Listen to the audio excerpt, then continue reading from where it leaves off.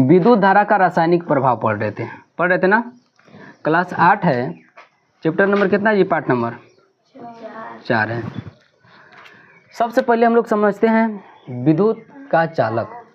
विद्युत का चालक क्या होता है, इसमें बात कर चुके थे कि कुछ वैसे ठोस पदार्थ जो विद्युत का चालन करते हैं, कुछ वैसे ठोस पदार्थ जो विद्युत का चालन करते हैं उसे हम लोग क्या कहते हैं? विद्युत का चालक कहते हैं। जैसे क्या होगा? एल्युमिनियम, चांदी, कॉपर, तांबा, ये सब जो होता है ना, बताए थे ना। तो देखना, एल्युमिनियम, सोना, चांदी, कॉपर जो भी मतलब विद्युत का चालन करते हैं, ये सभी पदार्थ को विद्युत का चालक कहते हैं। एक विद्युत का कुचालक क्या होता है? कुछ वैसे पदार्थ, कुछ वैसे ठोस पदार्थ जो विद्युत का चालन नहीं कर पाते हैं, उसी को हम लोग क्या बोलते हैं? कुचालक बोलते हैं। जैसे लकड़ी हो गया, प्लास्टिक हो गया, कपड़ा हो गया है, तो ये सारे चीज़ विद्युत का चालन नहीं कर पाते हैं, इसी को क्या बोलते हैं? विद्युत का कुचालक कहते हैं। और इसी कुचालक को हम लोग क्या कहते हैं? विद्युत रोधी कहते हैं। क्या कहते हैं? विद्युत रोधी कहते हैं। अगर हम लोग चालक पदार्थ देखें, चालक पदार्थ यानी कि विद्युत का चालक, तो चालक पदार्थ के कुल मिलाकर के 3 भाग में बांटा गया है। चालक पदार्थ कितने प्रकार के होते हैं? 3 प्रकार के होते हैं। उसमें से पहला हीन चालक, सुचालक और कुचालक होता है। हीन चालक हम वैसे पदार्थ को कहेंगे जिसमें विद्युत का चालन होगा लेकिन पूरी तरह से नहीं होगा। हीन चालक हम वैसे पदार्थ को कहेंगे जिसमें विद्युत का चालन होगा लेकिन पूरी तरह से नहीं होगा, कम होगा। जैसे टमाटर का रस, एक परीक्षण प्रैक्टिकल अभी किए थे, तो टमाटर के रस में जब हम लोग विद्युत धारा करेंगे, जैसे मान लो कि हम एक छोटा सा ढक्कन में क्या लेंगे? टमाटर का रस लेंगे ना, और इसमें एक छोटा सा बैटरी लेंगे, ये 240 वोल्ट वाला नहीं करेंगे, एक छोटा सा बैटरी लेंगे 12 वोल्ट वाला, हल्का छोटा सा, जिससे हम लोग क्या जलाते हैं? बोल वगैरह जलाते हैं ना।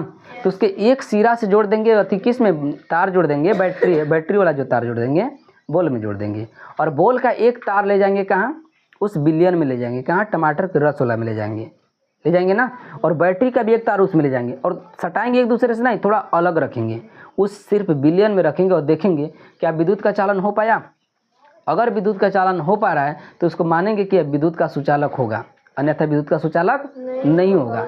एक बात और, अब उसके जगह पर हम लोग नींबू का रस का प्रयोग कर सकते हैं, वहाँ पर जल का प्रयोग कर सकते हैं, तो ये सारी चीज़ का प्रयोग कर सकते हैं। अगर जिसमें विद्युत का चालन हो पाता है, वो बल्ब जो है जल पाता है, तो हम लोग उसको क्या बोलेंगे? वो क्या है? वह सुचालक है। अगर जिसमें वो बल्ब नहीं जलेगा तो उसको हम लोग क्या बोलेंगे? कुचालक बोलेंगे। आगे क्या है? तो हीन चालक समझ में आ गया। जो टमाटर का रस है वो कैसा चालक है? हीन चालक है। कैसा है? हीन चालक है। वही हम लोग सुचालक की बात करेंगे। तो कुछ ऐसे ठोस पदार्थ होते हैं जिसमें विद्युत धारा का प्रवाह बहुत आसानी से हो पाता है, बहुत तेज़ी से हो पाता है, उसको हम लोग क्या बोलते हैं? सुचालक बोलते हैं ना। जैसे H2SO4 सल्फ्यूरिक अम्ल बोलते हैं। बैटरी सभी कोई देखा है? सभी लोग बैटरी देखे होंगे। उस बैटरी में एक जल देखा होगा, तेजाब जानते हो ना? तो उस बैटरी में जो पानी डाला जाता है उसमें जो अम्ल होता है यही होता है सल्फ्यूरिक अम्ल। और उसमें देखते हैं कि कितना बैटरी में तेज़ी से करंट निकलता है नहीं निकलता है, तो वही सल्फ्यूरिक अम्ल होता है। तो सल्फ्यूरिक अम्ल में विद्युत का चालन बहुत तेज़ी से हो पाता है। इसके साथ साथ ये तो द्रव हो गया। अगर हम लोग ठोस में देखेंगे तो सोना विद्युत का सबसे अच्छा सुचालक है। जो सोना होता है विद्युत का सबसे अच्छा सुचालक होता है। चांदी भी विद्युत का अच्छा सुचालक होता है। कॉपर हो गया, तांबा हो गया, एल्युमिनियम हो गया, लोहा हो गया, ये सारे चीज़ विद्युत का सुचालक होते हैं, विद्युत का चालन कर पाते हैं। लेकिन ये सभी धातु में से कहा जाएगा कि पूरे प्रकृति में पाए जाने वाले सारे धातु में से सबसे अच्छा विद्युत का चालन किस में हो पाता है? तो सोना में होता है। सोना 1 ग्राम सोना अगर हम लोग लेंगे तो लगभग 2 किलोमीटर लंबी तार बनाई जा सकती है। 1 मीटर यानी कि 1 ग्राम सोना में इतना पतला तार बनाया जा सकता है। तो इसलिए सबसे अच्छी जो चालक होता है वो क्या होता है? सोना होता है। अगर हम लोग कुचालक की बात कर लें तो विद्युत का चालन इसमें नहीं होता है। कुछ ऐसे पदार्थ भी होते हैं जिसमें विद्युत का चालन नहीं हो पाते हैं। तो विद्युत का चालन नहीं करने वाले पदार्थ को हम लोग विद्युत का क्या बोलते हैं? कुचालक बोलते हैं। क्या बोलते हैं जी? कुचालक बोलते हैं। जैसे प्लास्टिक, रबर, कपड़ा, ये सारी चीज़ कह सकते हैं ना। तो प्लास्टिक हो गया, रबर हो गया, आसुत जल भी है जो कि विद्युत का कुचालक कहलाता है। इसमें विद्युत का चालन नहीं हो पाता है। हो पाता है क्या? तो कुचालक सभी को समझ में आ चुका होगा। हम लोग जानते हैं बैटरी समझते हो ना? बैटरी में एक कार्बन का छड़ होता है। सभी लोग जानते होंगे कि पहले जो बैटरी जो लाइट जलाते थे और अभी भी बैटरी जो आती है, जो छोटा सा पेंसिल बैटरी नहीं होता है, उसके बीच में देखोगे पतला सा छड़ होता है, काला काला होता है ना, तो उसी को हम लोग क्या बोलते हैं, इलेक्ट्रोड बोलते हैं। क्या बोलते हैं, इलेक्ट्रोड बोलते हैं। तो बैटरी में स्थित जो कार्बन का छड़ होता है उसी को क्या बोलते हैं, इलेक्ट्रोड बोलते हैं। और इलेक्ट्रोड जो होता है वो दो प्रकार के होता है, एक धनात्मक इलेक्ट्रोड और एक ऋणात्मक इलेक्ट्रोड। धनात्मक इलेक्ट्रोड जो ऊपर वाला भाग होता है धनात्मक और दूसरा वाला क्या बोलेंगे, ऋणात्मक। उसका दो सिरा होता है ना, तो एक सिरा को तो धनात्मक बोलेंगे और एक सिरा को ऋणात्मक। देखना, पहचानना होगा। बैटरी के क्या देखा है, बैटरी में सब कोई देखा है, तो उसके एक सिरा पर प्लस का चिन्ह होगा और एक सिरा पर प्लस का चिन्ह होगा, एक सिरा पर माइनस। जिस सिरा पर प्लस का चिन्ह है तो उस सिरा को हम लोग क्या बोलेंगे, और जिस सिरा पर माइनस का चिन्ह है उसको क्या बोलेंगे, क्या बोलेंगे, ऋणात्मक इलेक्ट्रोड बोलेंगे।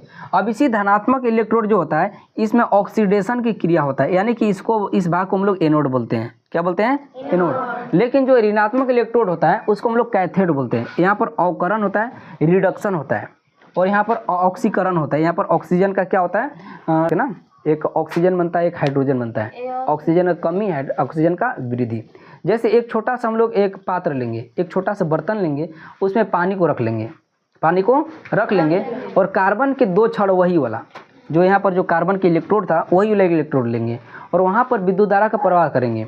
सुनो, विद्युत धारा को उसको साथ में जोड़ लेंगे और उस विलयन में जब डालेंगे तो देखेंगे क्या कि उससे बहुत सारे बुलबुला निकल रहे हैं, उससे गैस का निर्माण हो रहा है।